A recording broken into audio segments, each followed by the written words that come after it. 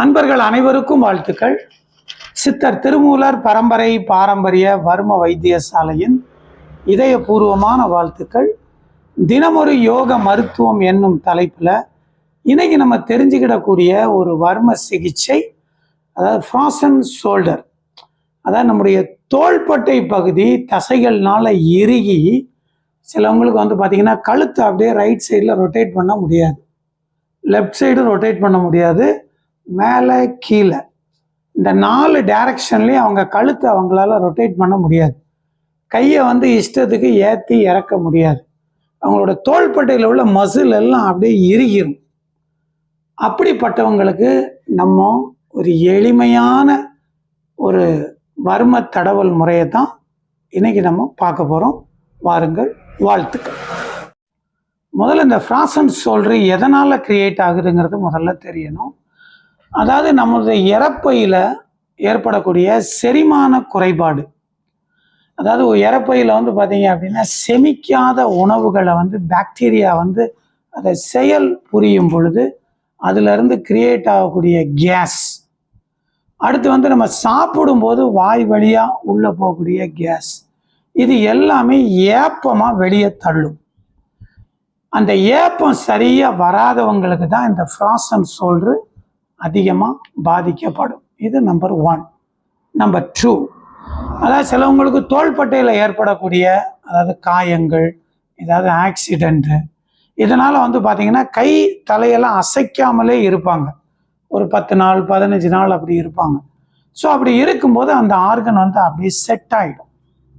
3வது ரீசன், அதாவது சுகர் பேஷண்ட்டுகளுக்கு உடம்புல இயல்பாகவே எனர்ஜி லெவல் ரொம்ப கம்மியாக இருக்கும்.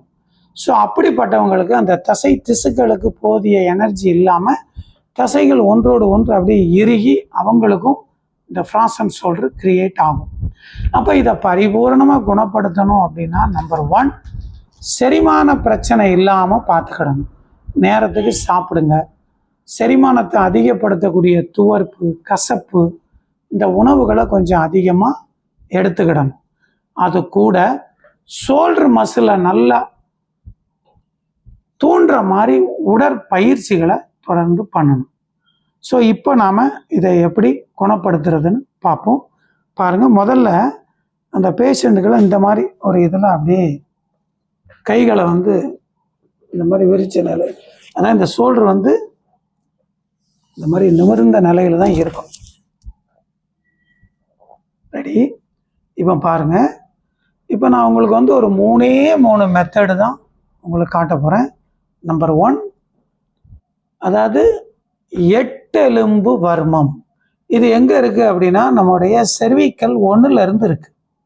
இங்கே பாருங்கள், செர்விக்கல் 1, 2, 3, 4, 5, 6, 7. இந்த செர்விக்கல் இந்த 7 பாயிண்டையும் நல்லா தூண்டி விடணும். எப்படின்னா அந்த பாருங்கள், இந்த மாதிரி 2 விரல்ட்டையும் தூண்டலாம், இல்லைன்னா ஒரு விரல்ட்டு கூட நீங்கள் தூண்டலாம். இதுக்கு கொஞ்சம் எண்ணெய் போட்டுக்கணும். வெறும் கைட்டு நீங்கள் தடவுனீங்க அப்படின்னா அவங்களுக்கு வலி எடுக்க ஆரம்பிச்சிடும். லைட்டாக எண்ணெய் போடணும். அந்த ஹெர்பல் தைலத்தை எடுங்க.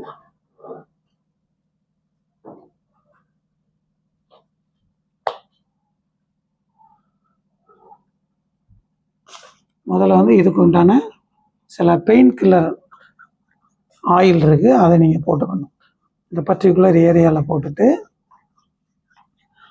முதல்ல இந்த செர்விக்கல் 7 பாயிண்டை தூண்டி விடணும். இங்கே பாருங்கள், அதாவது இந்த தோள்பட்டை எலும்புலேருந்து ஒரு 7 விரட்கடை மேலே போகணும். இங்கேருந்து 1, 2, 3, 4, 5, 6, 7. இது ஃபர்ஸ்ட் மெத்தட். நீங்கள் இது பண்ணிட்டாலே போதும், செர்விக்கல் அந்த 7 அலைன்மெண்ட்டும் நல்லா ஃப்ரீ ஆகிடும். நம்பர் 2, இந்த இருக்கு பாருங்க,